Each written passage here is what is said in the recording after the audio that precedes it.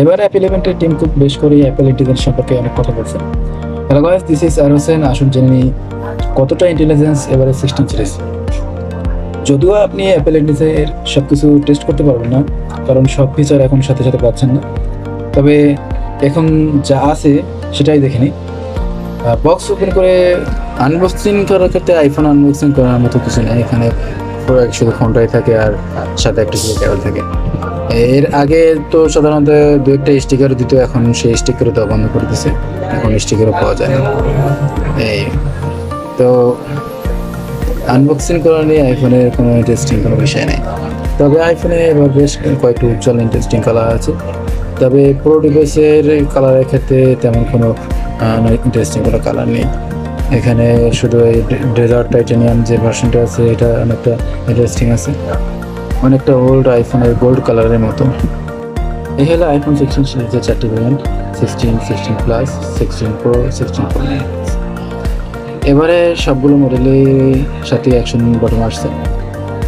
Previously যখন iPhone 15 series launch হয়েছে তখন নন কোনো মডেলে অ্যাকশন বাটন ছিল না। তবে এবারে যে মিউট সুইচ বাটনটা, মিউট সুইচটা ওইটা অনেকেই মিস করবে। আমার মিউট সুইচটা পছন্দ, এবং সাথে সাথে এবারে আরেকটা বাটন আসছে ক্যামেরা টাচ কন্ট্রোলার। এটা বাটন হিসেবেই বলা যায়, আবার touch controller, Apple touch controller বলতেছে। 16 আর 16 প্লাসে এলসিডি সাইজ সাইডে আছে 6.1 আর 6.7। তবে সেই সাথে সাথে এখানে আইফোন 16 সিরিজের 16 প্লাসে রিফ্রেশ রেটও কমে রাখছে 60 হার্টজ, যা 2024-এ এসে একেবারে মানা যায় না। আবার যখন এই ফোনগুলো অ্যাপেল খুব হাই প্রাইসে বিক্রি করে $800-900, তো সেক্ষেত্রে একটু বেশি রিফ্রেশ রেট 20 হার্টজটা এটা প্রাপ্য। প্রো এবং প্রো ম্যাক্স ডিভাইসের ক্ষেত্রে এর ডিসপ্লে সাইজ 6.3 ইঞ্চ এবং 6.9 ইঞ্চ। সত্যি বলতে আইফোন 16 সিরিজের ডিসপ্লে 15 থেকে খুব বেশি আলাদা না, শুধু বেজেল থেকে কিছুটা বোঝা যায়। এই হলো আইফোন 16 ও 15 প্রো ম্যাক্স। আইফোন 16-এর বেজেল সামান্য কম 15 প্রো ম্যাক্সের থেকে, তবে এটা স্বাভাবিকভাবে বোঝা যায় না। তবে এখানে একটা বিষয় হলো যে বেজেল এত কম হওয়ার কারণে যখন গেম খেলা হয় তখন এটা হাতের তালুতে লেখে অ্যাক্সিডেন্টাল টাচ লাগে, তবে এটা গেম খেলার সময় হয়, এছাড়া অন্য কোনো সময় হয় না। একটা কেস ব্যবহার করলে এই সমস্যার সমাধান হবে।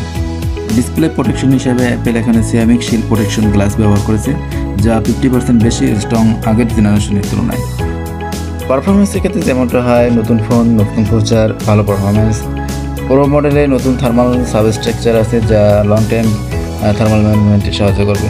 তবে এখানে গেনশিং ইম্প্যাক্ট যে গেম টেস্টের সময় তেমন কোনো পার্থক্য পাওয়া যায়নি।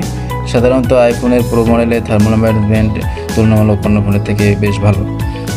এই টেস্টে যেসব ফোন ব্যবহার করা হয়েছে সবগুলোই ফাস্ট, তবে আইফোন 16-এর জিপিইউ সিপিইউতে সবচেয়ে বেশি আপগ্রেড আসছে বলে মনে হয়।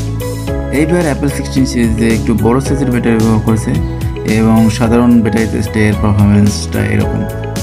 এবং একই সাথে অ্যাপেল চার্জিং স্পিডও বাড়িয়েছে। এখন আইফোন 45 ওয়াটে ওয়্যার চার্জিং, 25 ওয়াটে ম্যাক্সিভ চার্জিং এবং 15 ওয়াটে ওয়্যারলেস চার্জিং চার্জ হবে।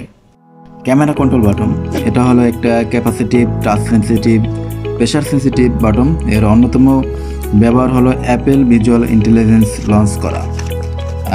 এটার মানে হলো আপনি এই বাটন প্রেস করে গুগল লেন্সের মতো ফাংশনালিটি পাবেন।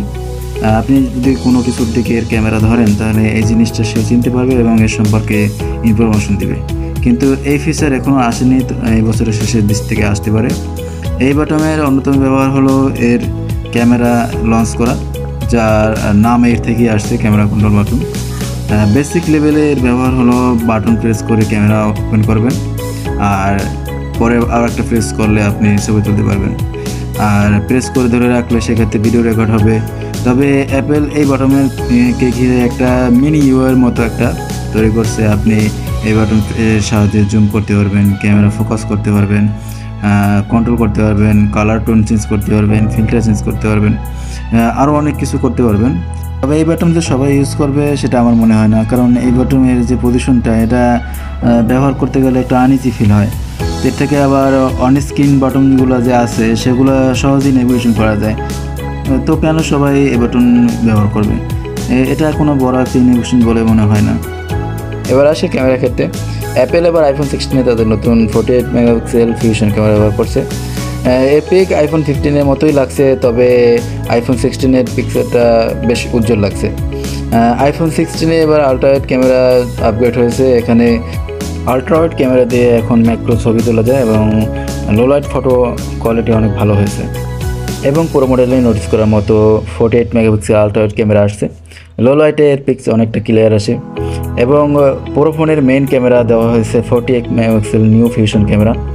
এর ফাস্টার সেন্সর, ফাস্টার আইএসপি আছে, বাট আইফোন 16 ও 15 প্রো এর পিকের মধ্যে তেমন কোনো পার্থক্য মনে হয়নি। তবে এই নিউ সেন্সরের কারণে 4K-তে under 10 FPS ভিডিও রেকর্ড করা যায়। মোটামুটি এই ছিল অ্যাপেল 16 সিরিজের সব ইনফরমেশন। আজ এই পর্যন্তই। আরও টেক ইনফরমেশন নিতে আমার চ্যানেল সাবস্ক্রাইব করুন। বাই।